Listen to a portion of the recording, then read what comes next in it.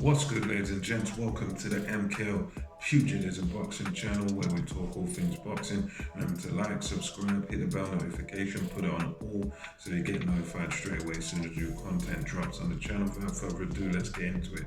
So we had the opening press conference for Tyson Fury versus Dillian Whyte. This took place yesterday. It was one of those where it was announced rather within a few days before it actually took place. So just a few comments on this presser really.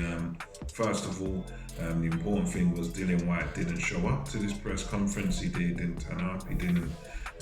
There was so many rumors about him not turning up and stuff, and they happened to come true. As far as the press conference itself, it was typical Tyson Fury and Frank Warren. They were all talking about, oh yeah, Frank's the greatest because he put in the winning bid, because obviously Frank Warren bid I believe like $41 million or something of that nature. Eddie Hearn bid about 30. So they were talking about and bigging up Frank Warren. Fury asking for a round of applause. Yeah, Frank got the biggest bid. Yeah, we're all gonna be rich, etc., etc. And typical talk like that. The rest of it was, Fury getting up and walking around, walking to the picture of Dillian Whyte saying, yeah, this guy, it doesn't matter who's in this picture, it's the Tyson Fury show. And Warren goes, yeah, it's the Tyson Fury show, that's what it's all about. And then he goes, yeah, look at him, he's ugly, and trying to do Muhammad Ali impression about Dillian Whyte's ugly and rare. And I'm already in his head was another thing he said. Believing that, yeah, he's in Dillian Whyte's head already. And as you would expect, a lot of the talk was just going back and forth between how great Tyson Fury is and how unprofessional Dillian Whyte is. You could see there was definitely anger there from Frank Warren, frustration from Tyson Fury, because they need it. I mean, they need Dillian Whyte to be there. Dillian Whyte being there would have been entertaining. Dillian Whyte being there would have been great. That would have got more eyes on the whole thing. But as it was just pretty.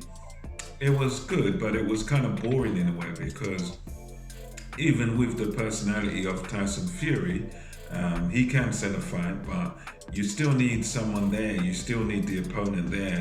Even when Deontay Wilder turned up with his headphones, that was a bit boring. But because Deontay Wilder was actually there, Fury could still mess with him.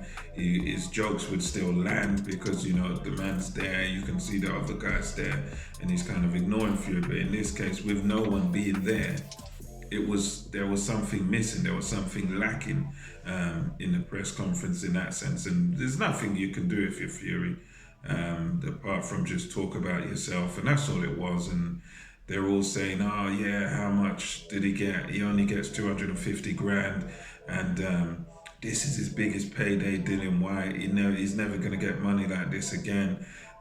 He's getting $8 million and he's only got 250 before. So I'm giving him. Fury was going on about how he never got this much money to fight Klitschko, how Anthony Joshua never got this money to fight Charles Martin, and they were bringing up all these different examples of people who got paid less than $8 million. And yeah, that's fair point. But at the end of the day, Dillian Whyte, he was expecting something from the pay-per-view as well. So, nonetheless, let's just go through a bit of why Dillian Whyte didn't attend. Let's go through a few factors here. So the key thing, yes, he didn't show up. And based on what I've heard about this whole thing, Dillian Whyte is receiving, yes, a career highest payday, $8 million, but a key factor in him not turning up was that what he's receiving is just a flat fee. So that $8 million is everything he's gonna get, and there's no upside of the pay-per-view. So whereas in other fights you'll see fighters they'll get like a low fee, like Fury and Wilder got this. They got I think I don't know, 3 and 5 million respectively, somewhere about that. And then they get the upside of the pay-per-view so they can make money. They don't only get their wages or their purse for the fight, they also get pay-per-view money. Whatever the pay-per-view does, they have a certain split of that, they have a certain percentage. But with Dillian Whyte in this fight, he's not going to get any pay-per-view upside, he's not going to get anything pay-per-view wise. All he's getting is that flat fee. So that obviously would frustrate someone that's used to getting that. As anyone who knows about Dillian Whyte will know, Dillian Whyte typically owns his own shows, so the pay-per-views he's done with guys like Joseph Parker, Oscar Rivas. Dillian Whyte is one of these guys that he's his own man, so he works with Eddie Hearn, fight-by-fight basis, and he owns his own shows, so he manages fighters, and he usually gets paid off of ticket sales. So whatever the ticket revenue for an event is, Dillian Whyte gets money off of that. However many pay-per-view sales his shows make, he gets money off of that too. So Dillian Whyte, he's a guy that, unlike maybe other fighters, he's very business-minded. So he normally owns his own shows on a typical basis, and he's used to getting profit from pay-per-views and ticket sales. So obviously he's going into this one expecting that, well, this is a massive fight, me versus Tyson Fury. So he's going in there believing that, okay, I might be the B-side here, but I still need to get revenue off of the pay-per-view because I'm helping to sell the tickets and I'm helping to sell the pay-per-view. So therefore, I deserve money off of that. And as much as for me, I'd love to have seen Dillian Whyte at the press conference. It would have been explosive to see Dean Whyte. I saw an interview of him yesterday talking about, well, if Dillian's there, I'm going to be there, whatever. But it would have been a great one to see John Fury, Dillian Whyte, Dean Whyte, Fury, Tyson Fury, all the whole family having a row, having an entertaining press conference. But at the same time, I do understand Dillian Whyte's principles and his belief that he's worth a lot more than the 20% and the flat fee that he's receiving. That 20% flat fee, I believe Dillian Whyte's definitely worth more than that because fighters have made, more than $1 million off of fighting him.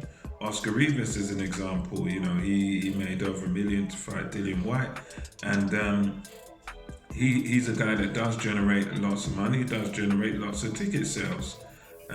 So he's a proven quantity when it comes to, or entity, should I say, when it comes to pay-per-view, when it comes to selling tickets. Dillian Whyte does sell tickets, so we can't go on like he's just a nobody. And in a sense, I can understand how he would see just getting his 20% flat fee is treating him as if he's a nobody, as if he doesn't sell tickets, as if he doesn't matter. So I understand that that's the, why he wouldn't show to this whole thing. And the bottom line for Dillian Whyte, in terms of him not showing, in my view at least, is that he's not being paid actually for promo because he's not getting any extra money for promoting it. He's not getting any upside on the pay-per-view.